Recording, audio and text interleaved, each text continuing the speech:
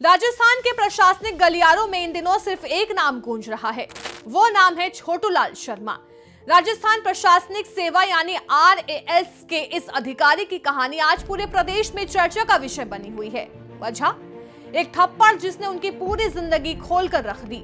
ये कहानी शुरू होती है दिवाली के दिन, जब अजमेर भीलवाड़ा हाईवे पर एक CNG पंप पर छोटूलाल शर्मा और उनकी पत्नी कार से पहुंचे। पेट्रोल भरवाने के दौरान किसी मामूली बात पर उनका झगड़ा पंप कर्मचारी से हो गया।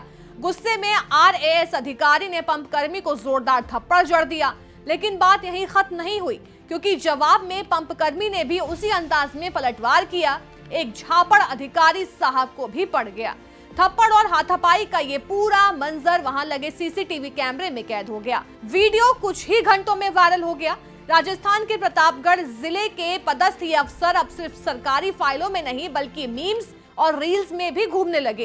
पुलिस हरकत में आई, रिपोर्ट दर्ज हुई और तुरंत कार्रवाई की गई। लेकिन कहानियां खत्म नहीं होती, बल्कि यहीं से असली खुलासे शुरू होते हैं। जब ये थप्पड़ कांड वायरल हुआ, तभी अचानक मीडिया के सामने आई छोटूलाल शर्मा की पहली पत्नी पूनम जखोड़िया, और जिन्होंने कहा उसने तो पूरे मामले को थप्पड़ से पारिवारिक स्कैंडल में बदल दिया।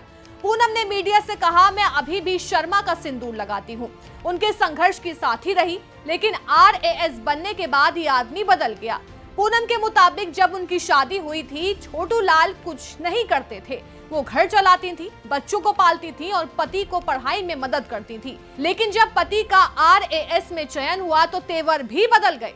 पूनम का दावा है कि अफसर बनने के बाद पति ने न सिर्फ मारपीट बढ़ाई, बल्कि घर में दूसरी औरतों की आवाजाही भी शुरू कर दी।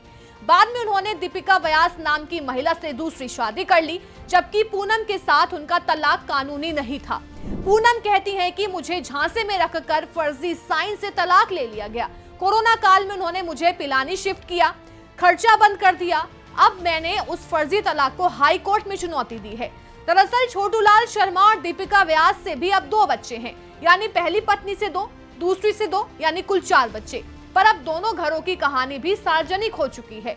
बता दें, 23 अक्टूबर 2025 की रात को कार्मिक विभाग ने छोटूलाल शर्मा को निलंबित कर दिया। अब उनका मुख्यालय जयपुर सचिवालय में तय किया गया। पंप कर्मियों की ओर से भी बयान आया कि साहब की पत्नी ने पहले हम पर झूठा इल्जाम लगाया कि हमने उनसे अश्लील हरकत की।